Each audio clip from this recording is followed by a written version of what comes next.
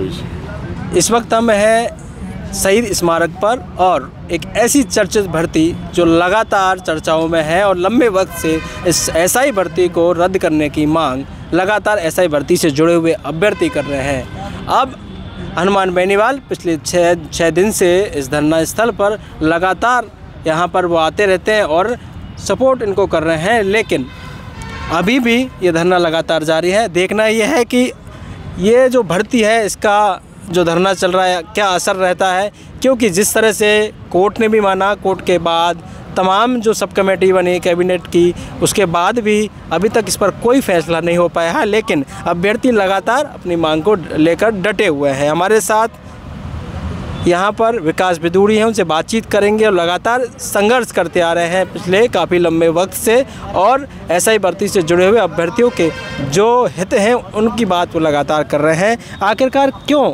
ये भर्ती पर फैसला नहीं हो पाया, इतना लंबा वक्त आपने दिया, लंबा संघर्ष आपका रहा है, फिर भी अब हनुमान बेनीवाल भी आपके साथ आ गए। उससे पहले डॉक्टर किरोड़ीलाल मीणा जो थे वो साथ थे, हालांकि वो सरकार में है, कई बार उन्होंने कहा कि भर्ती रद्द होनी चाहिए लेकिन नहीं हो पा रही है। देखिए सर, पिछले 1.5 साल से सरकार सत्ता में है, लेकिन बड़ी हठधर्मिता की बात है कि आज तक 1.5 साल में युवाओं के लिए इस भर्ती परीक्षा पर कोई फैसला नहीं हो पाया। बड़ा हास्यास्पद विषय है कि सरकार के 6 कैबिनेट के मंत्री सब कमेटी में जो शामिल थे और एक अन्य मंत्री किरोड़ीलाल, साथ कैबिनेट मंत्री इस बात को कह रहे हैं कि भर्ती परीक्षा को रद्द कर दो, लेकिन मुख्यमंत्री जी उन मंत्रियों की बात को मानने को तैयार नहीं है। इससे बड़ी शर्मनाक बात क्या हो सकती है। हम मानते हैं कि जो सब कमेटी के लोग हैं और जो कमेटी है, एक कैबिनेट कमेटी पूरी सरकार का नेतृत्व करती है और वो 7 मंत्री इस बात को कह रहे हैं तो मुख्यमंत्री को कहीं ना कहीं उनकी बातों को नज़रअंदाज नहीं करना चाहिए। उसके बावजूद भी 1.5 साल हो गए, सारी जांचें करवा ली, एसओजी ने कह दिया, पुलिस हेडक्वार्टर और पुलिस विभाग के डीजी ने कह दिया कि मुझे ऐसी फोर्स नहीं चाहिए जिसमें इस तरह के फर्जी थानेदार बन के आएँ। और उसके बाद एडवोकेट जनरल महाधिवक्ता से भी सरकार ने अपनी राय ले ली। एक महाधिवक्ता साहब वह व्यक्ति होता है जो एक न्यायाधीश, हाईकोर्ट के न्यायाधीश के पद पे नियुक्त होने की योग्यता रखता है। सोचिए, उस महाधिवक्ता की बात को भी नज़रअंदाज किया जा रहा है। साथ ही उसके अलावा जो 7 मंत्री हैं उन लोगों की नहीं सुनी जा रही। तो हम मानते हैं कि कहीं ना कहीं मुख्यमंत्री जी एक राजस्थान प्रदेश के कमज़ोर मुखिया के रूप में साबित होते नज़र आ रहे हैं कि आप एक तरफ जांचें करवा रहे हैं, एक तरफ आपको पता चल रहा है कि 35 दिन पहले पेपर लीक हो गया, 7 मंत्री कह रहे हैं, महाधिवक्ता कह रहे हैं, लेकिन आप एक भर्ती पर न जाने किन लोगों को बचाने के चक्कर में, न जाने अपने चहेतों के दबाव में इस भर्ती परीक्षा पर फैसला नहीं कर पा रहे। आज हमारे धरने का छठा दिन है शहीद स्मारक पर और न तो कोई सरकार का नुमाइंदा हमारे बीच आया है, न कोई किसी प्रकार का वार्ता का प्रस्ताव सरकार की तरफ से आया है, न कोई प्रतिनिधिमंडल की वार्ता की बात है। तो कहीं ना कहीं सरकार एक कुंभकर्णी नींद में सोई हुई है और हमारी बातों पर संज्ञान नहीं लिया जा रहा है। हम चाहते हैं कि हमारे साथ न्याय हो, क्योंकि साहब हमारी मांगे जायज़ है, हम कोई अनावश्यक रूप से धरने पर बैठे नहीं हैं। क्योंकि जो बीजेपी की सरकार है ये 2 ही मुद्दों पर सत्ता में आई थी कि हम एक तो आरपीएससी का पुनर्गठन करेंगे, दूसरा एसआई भर्ती को रद्द करेंगे, साथ में पेपर लीक पर हम रोक लगाएंगे। लेकिन आज दोनों मुद्दे अधूरे हैं। ना तो आरपीएससी में पिछले साल भर से इनसे एक अध्यक्ष की नियुक्ति नहीं हो पाई, इससे बड़ी शर्मनाक बात नहीं हो सकती। साथ ही जिस भर्ती में 50 फर्जी थानेदार गिरफ्तार हो चुके, 101 गिरफ्तारियाँ हो चुकी टोटल, उसके अलावा पेपर राजस्थान नहीं हरियाणा गैंग तक पहुंच चुका।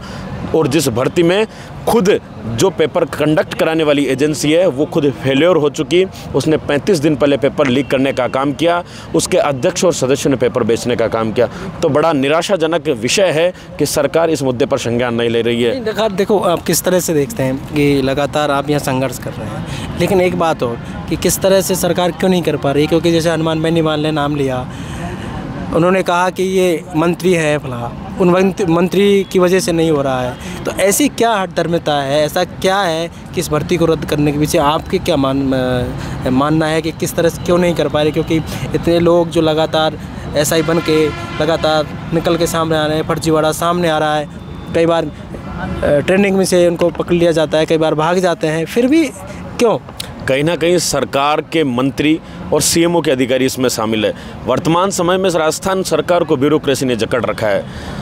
लगातार डॉक्टर किरोड़ीलाल हो चाहे हनुमान बेनीवाल जी हो, आरोप लगाते हुए नजर आते हैं मंत्री पर। वो मंत्री का नाम है के बिश्नोई, जिसने अपनी महिला मित्रों को 6-6 लाख रुपए में पेपर दिलवाया। उसने उसके अकाउंट के ट्रांजैक्शन है, उसका पूछताछ नोट एसओजी के पास है। हो सकता है समय के साथ बेनीवाल जी उसका भी खुलासा करें। जब 6-6 लाख रुपए में सरकार के मंत्री शामिल है तो साहब नैतिकता के नाते उनको मंत्री पर पद पर रहने का कोई अधिकार नहीं है, इस्तीफा दे देना चाहिए।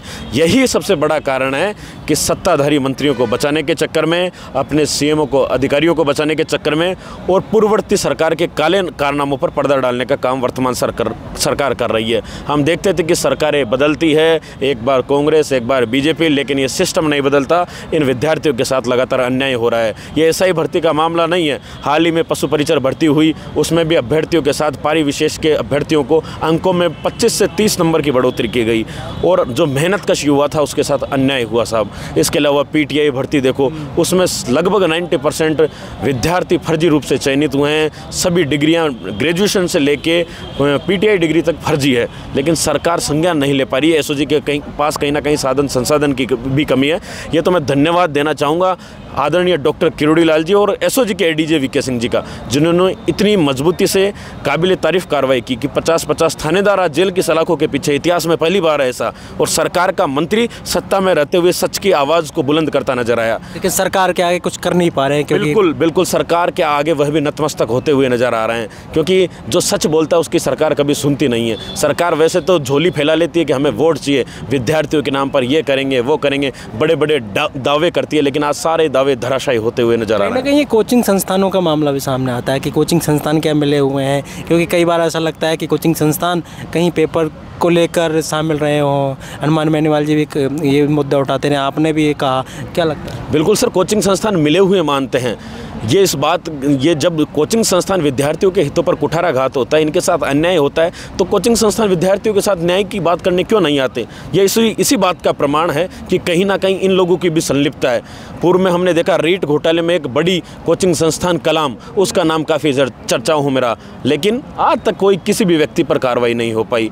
आरपीएससी में मुख्यमंत्री जी मगरमच्छ और मछलियों की पकड़ने की बात करते हैं, लेकिन जो मगरमच्छ आरपीएससी में जो अध्यक्ष बने बैठे हैं उनसे गिरफ्तारी तो दूर, आज तक कोई पूछताछ नहीं की गई। तो माजरा क्या है, समझ से बाहर है। सरकार चाहती क्या है?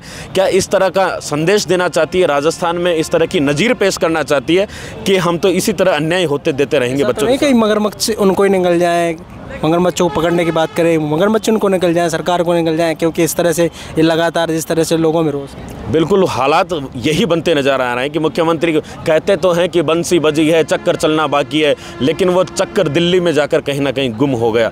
और मुख्यमंत्री जी गिरिराज महाराज के भक्त बताते हैं, लेकिन मैं कहना चाहूँगा इस शहीद स्मारक के पावन प्रांगण से अगर आपने ऐसा ही भर्ती पर फैसला नहीं लिया और न्याय की बात इन विद्यार्थियों के साथ नहीं की, जो आपकी पूरी सरकार कर रही है, साथ साथ मंत्री कर रहे हैं, महाधिवक्ता कह रहा है, आपकी जांच एजेंसी कर रही है, तो ध्यान रखना मुख्यमंत्री जी, ये राजस्थान की सरकार को ये गिरिराज महाराज कभी माफ़ नहीं करेगा। और आप सत्ता की कुर्सी पर जिस दावे के साथ आए थे, उस दावे के साथ अगर नहीं रहे, इन बच्चों के साथ बेबाकी से आप अपने कमिटमेंट पे खरे नहीं उतरे तो ये युवा जिस तरह कांग्रेस सरकार को इसने रास्ता दिखाने का काम किया, आईना दिखाने का काम किया, आने वाले पंचायती राज, नगर निकाय और 28 के चुनाव में बीजेपी की भी वही हालात होने वाली है। लेकिन ये कैसे होगा? क्योंकि हनुमान बेनीवाल भी नाराज़ नज़र आए थे कि लोग इकट्ठा नहीं हो रहे हैं, जिनके लिए वो लड़ रहे हैं उनके वो लोग यहाँ पे इकट्ठा नहीं हो पा रहे, क्योंकि जब आप टंकी पर चढ़े, आपने संघर्ष किया, बहुत सारे लोग थे, लेकिन अभी इतनी भीड़ नज़र नहीं आ रही है, क्या कारण?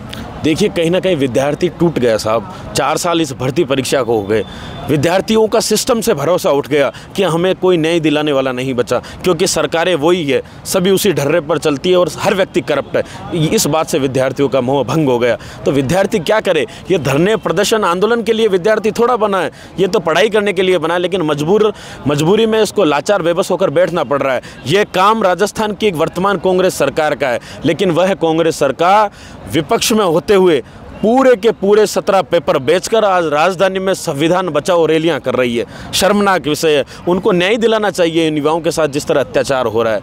यही कारण है कि युवा डरे हुए हैं, इन्हें डराया जा रहा है, क्या रोका जा रहा है? क्या कोचिंगों में रोका जा रहा है कि आप धरना प्रदर्शन पे जाओगे, अपने हक की बात करने जाओगे, आपको जेल की सलाखों के पीछे डाल देंगे, आप पर मुकदमे लगा देंगे, आपका भविष्य चौपट कर देंगे। इस तरह के न जाने कौन कौन सी विशेष तरह की बातें करके कोचिंग संस्थान के लोग उन्हें भ्रमित करने का प्रयास कर रहे हैं, जबकि उन्हीं लोगों ने, उन्हीं कोचिंग संस्थान के मालिकों ने अपनी दुकानें 5 स्टार होटलों में तब्दील कर ली। लेकिन जब विद्यार्थियों के हितों के साथ कुठाराघात होता है तो वह अपना पल्ला झाड़ते नजर आते हैं। क्या आपको आशा है कि और लोग आएंगे, इकट्ठे होंगे, भीड़ होगी? बिल्कुल साहब, उम्मीद है हमें 2 तारीख को, कल आने वाले समय में हम एक बड़ा आंदोलन करने जा रहे हैं और पूरे प्रदेश भर से आदरणीय हनुमान बेनीवाल जी के नेतृत्व में आरएलपी के कार्यकर्ता, साथ ही जो नौजवान युवा बेरोजगार पीड़ित है, अधिक से अधिक संख्या में पधारेंगे। और अगर हमें लगा कि हमें राजधानी का घेराव या मुख्यमंत्री आवास का घेराव करना पड़ा तो करेंगे, लेकिन मुख्यमंत्री जी को बता के रहेंगे कि ये युवा कमज़ोर नहीं है। हमें न्याय चाहिए साहब, हम अपने हक की बात कर रहे हैं, हम अपनी जायज़ मुद्दों पर यहाँ बैठे हुए हैं, कोई इस तरह की अनावश्यक बातें नहीं कर रहे हैं। आप अगर न्याय क्यों नहीं कर रहे? आपसे साल भर में एक आरपीएससी का चेयरमैन नियुक्त नहीं हो पाया, बताओ क्या न्याय करेंगे आप? किस मुंह से सत्ता और सिस्टम में आए हो? आपसे 50 थानेदार गिरफ्तार हो गए। वीके सिंह जी कहते थे 300 थानेदार हमारे रडार पर, कहाँ गए वो 300 थानेदार? करुणा गिरफ्तार करके बताओ, हम तब मानेंगे कि हमने 300 लोगों को गिरफ्तार कर लिया। सुप्रीम कोर्ट, हाई कोर्ट लताड़ लगाता है। सुप्रीम कोर्ट ने इस बात को कह दिया कि किसी भी भर्ती परीक्षा में अगर कोई पारदर्शिता नहीं हो, तब तक भले कितने ही अभ्यर्थी ईमानदार हो, उन ईमानदारों का रोना नहीं रोना है। बात है भर्ती प्रक्रिया की पारदर्शिता की। अगर पारदर्शिता नहीं है तो पूरी भर्ती प्रक्रिया निरस्त हो जानी चाहिए।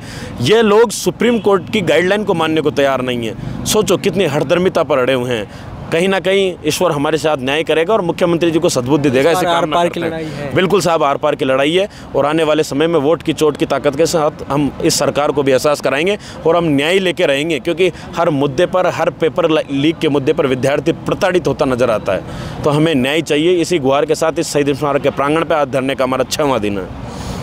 तो हमने बात किए थे विकास भदौड़ी, जो लगातार संघर्ष यहाँ पर कर रहे हैं और पहले भी करते आए हैं, लगातार कर रहे हैं। और देखना यह है कि इनको उम्मीद है कि इस धरना स्थल पर लोग यहाँ बढ़ेंगे, लोग आएंगे, क्योंकि जिस तरह से हनुमान बेनीवाल भी यहाँ पर लगातार आते रहते हैं और सपोर्ट करते हैं। उन्होंने जिस तरह से कहा कि अब आर पार की लड़ाई होगी, लेकिन जितनी भीड़ की उम्मीद थी उतनी तो नहीं है, लेकिन फिर भी लोगों को उम्मीद है कि किस तरह से यहाँ लोग पहुँचेंगे और कहीं ना कहीं इस बार की जो उनकी लड़ाई है आर पार की होगी। एसआई भर्ती को रद्द कराने की मांग वो लगातार करेंगे, लेकिन लोकतंत्र में सिर गिने जाते हैं। अब देखना यह है कि लोग बढ़ते हैं, किस तरह का मजरा आगे होने वाला है, ये देखने वाली बात होगी। पॉलिटिकल पंचायत के लिए जयपुर से दशरथ सिंह।